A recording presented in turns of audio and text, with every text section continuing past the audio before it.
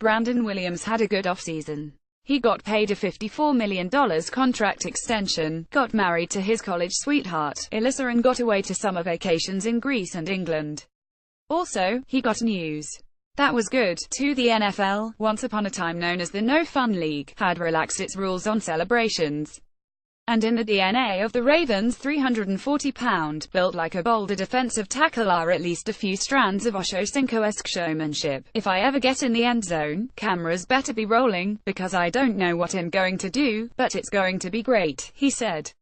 Pressed for ideas, he rattled off a few dance moves: popping, break dancing, maybe the Carlton from the Fresh Prince of Bel-Air. Then he settled, naturally, on gymnastics. I know you've got to stay on the ground under the new restrictions, but if I score a touchdown, he said, I'll take that fine for a handstand.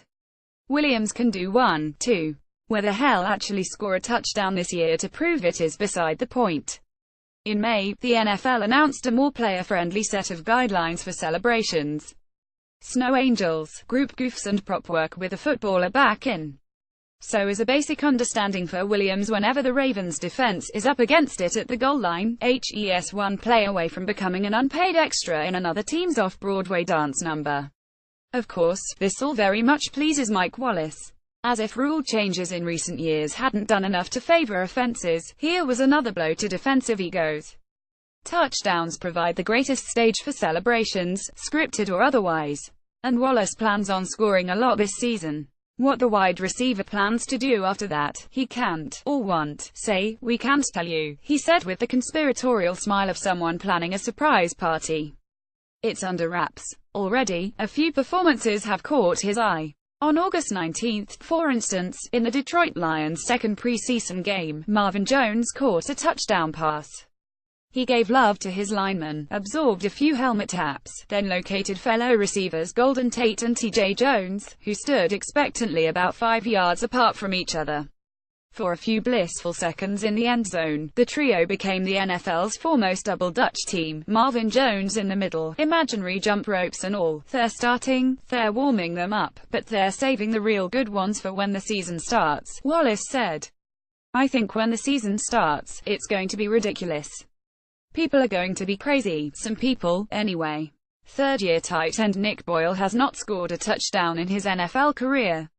He is also not really a dancing kind of guy. His go-to move in the end zone: give the ball to the nearest official. Not that he'd shun a team effort. When Wallace said everybody on the 53-man roster would be involved at some point, he meant everybody. We might even get Morgan involved. He was talking about Morgan Cox, the long snapper. If I could be involved in a group one, I think that'd be fun, Boyle said. It's a good time to celebrate with your teammates after you've had success on the field. In some ways, they have their head coach to thank. At the NFL owners' meetings in March, John Harbaugh and Dallas Cowboys coach Jason Garrett made a really strong case for the relaxed rules, Harbaugh said in May. He argued that so long as the league maintained its stance against vulgar and time-wasting celebrations, nothing sexually explicit or violent, no taunting or pylons used as putters, the decision was an easy one. Let's enjoy it, he said. I really like it when our guys celebrate. I like it when our guys score touchdowns. I want to score a lot of touchdowns. I want to see a lot of celebrations. I want our guys to have fun, and I want our fans to have fun. In early August, the Ravens hosted NFL officials for a question and answer session. Players asked what was considered sexual and what was not.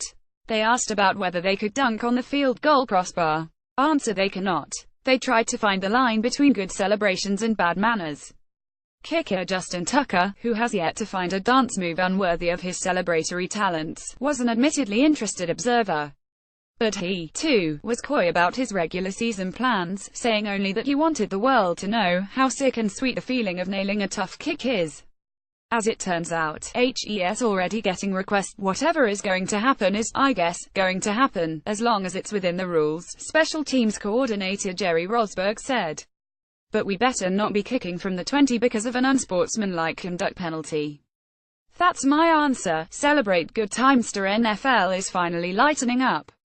After years of stuffy rules governing player celebrations, 29 unsportsmanlike conduct penalties were called on touchdowns in 2016, an all-time high. Players this season will be allowed to show their creative side. For the most part, anyway. What's allowed? Group celebrations, e.g. the Washington Redskins fan bunched the Denver Broncos Millie High salute, going to the ground snow angels, using the football as a prop, rocking the ball like a baby, shooting the ball over the crossbar, what's not allowed, violent or offensive gestures, firing a weapon, throat slashes, sexually suggestive acts, twerking, using unapproved props, dunking on a field goal crossbar, playing with pylons. Schaffer at Baltzan.com, Twitter.com, Jonas_Schaffer.